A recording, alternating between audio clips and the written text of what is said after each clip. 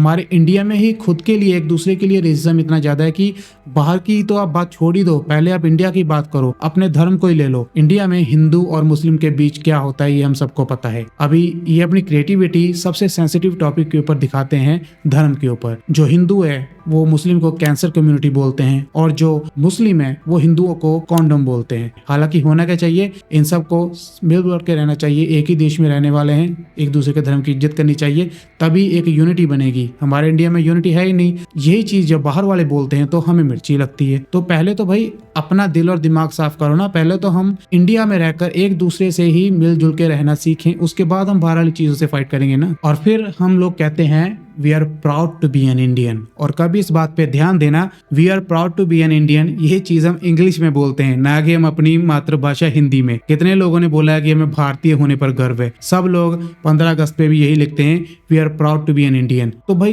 काहे का गर्व हुआ, ये काहे का प्राउड हुआ अगर तुम अपने देश की सबसे अहम बात को ही इंग्लिश में लिख रहे हो। और हम जो इतनी इंग्लिश बोलते हैं उस एक्सेंट का मजाक भी पूरी दुनिया में उड़ाया जाता है। और जैसे हम इंडियंस की हैबिट है कि हम जो इंग्लिश के लास्ट वर्ड है उन पर थोड़ा प्रेशराइज कर बोलते हैं।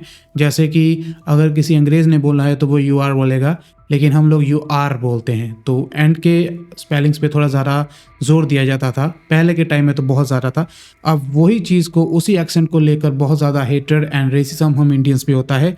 इसलिए हमको मीम्स के ऊपर सार सार कहकर भी मजाक उड़ाया जाता है। हालांकि ये वर्ड सर है, लेकिन सार सार कर हमारा मजाक उड़ाया जाता है। बाहर वाले तो हमें बाद में बांटेंगे भाई, हमने तो पहले ही खुद को बांट लिया धर्म के नाम पर, कल्चर के नाम पर, लैंग्वेज के नाम पर और कास्ट के नाम पर।